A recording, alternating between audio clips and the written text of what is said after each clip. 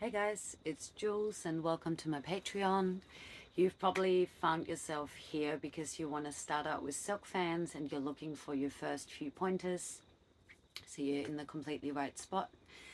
First of all, let's talk about where to get your fans from. So there are like some really high-end manufacturers of beautiful silk fans like State of Flow Prop Shop in Australia or the Bamboo Closet in the States.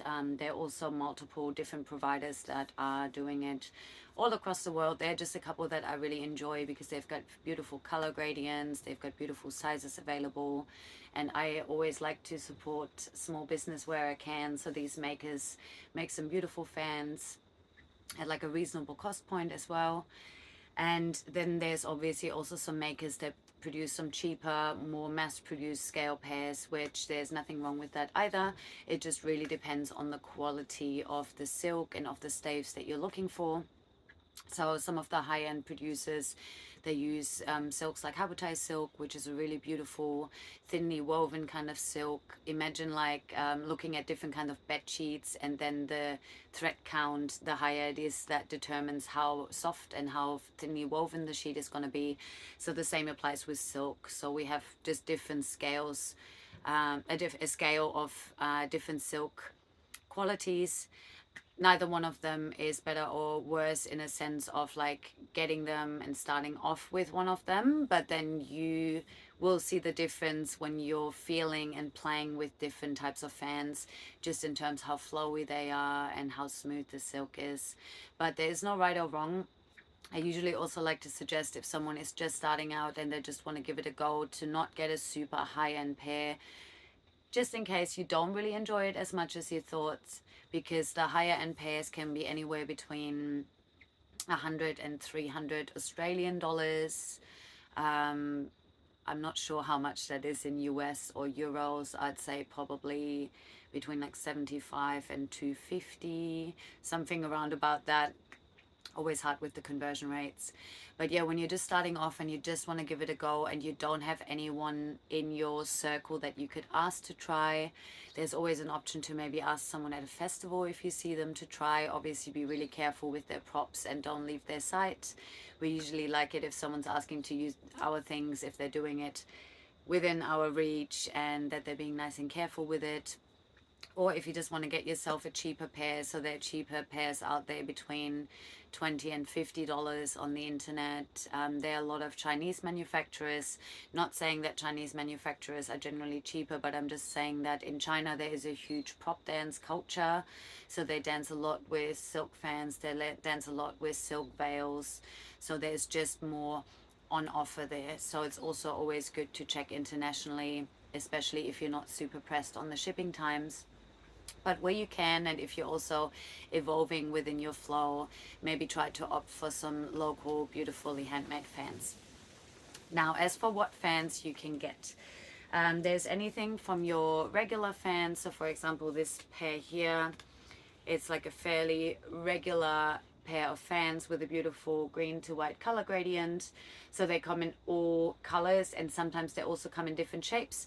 So this one here just has a straight edge at the end, but you can also get like a mermaid hem, a jellyfish hem, a flame hem. So that just means that this end of the fan right here, rather than being straight, it could also be with dips and edges and frilly ends. So you just have to read the description of each one of the products and see what's on offer there. And then also when it comes to our staves, they are different sizes. So when we talk about different sizes, we usually talk about the length from one end to the other, or also from the knuckle here, from this little nub of the fan down. So this is what we mean when we talk about the stave length, okay? Sometimes they also refer to it from end to end. Just make sure that you're reading properly what you're getting yourself into, okay? And then besides the long fans, so this one here is a 1.8 meter long set of silk fans. You can also get something that is called a half moon fan, which are these little guys here. So see, it's much shorter. Again, in the description of the product, just check, because it will usually give you the stave length and then as well as the silk length, which is then measured from the end of the staves down usually. But yeah, check each one of the products and each one of the suppliers and see what their descriptions say. As to whether you want to get longer or shorter fans, that's completely up to you.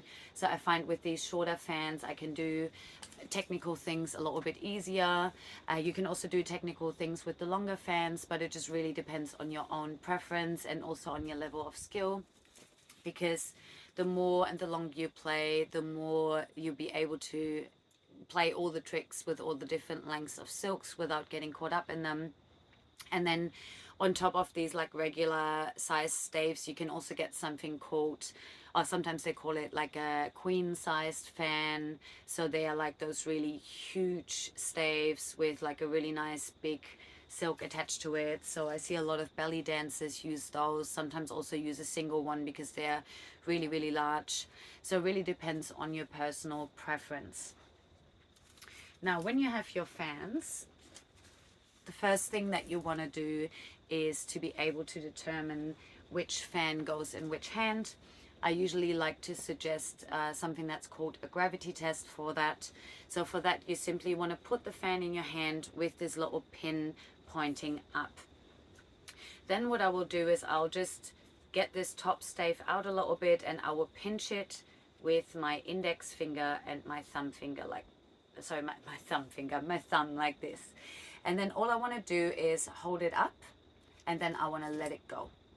So see how gravity just did all of that for me, and if it opens like this, that means that you have the right fan in the right hand. Now this was my right hand. If I now do this with my left hand fan, again I slide the top stave out, I pinch it with my index and my thumb, and then I let it go and it won't actually open. So this has to do with the way that the silks are glued onto the staves. So when that happens, no problem, don't despair. You can literally just put it in your other hand, slide it out up the top, put it upwards and let it drop, and there is your open fan. Now once we have our fan open, so right fan in the right hand, drop it down, I'll leave my thumb and my index finger pinched at the top, and on the other side these 3 additional fingers literally just close around this knuckle. So what I mean by knuckle is just our little bottom part of the fan. We're literally just closing them around, and then this way I can turn the fan in any direction and it is completely safe in my hand and won't close. So this is how you open your fan. And then if I want to close my fan, I can also just use gravity. So I would just have to flip my fan outwards and then let go of those 3 fingers in the back here, and you have a closed fan again.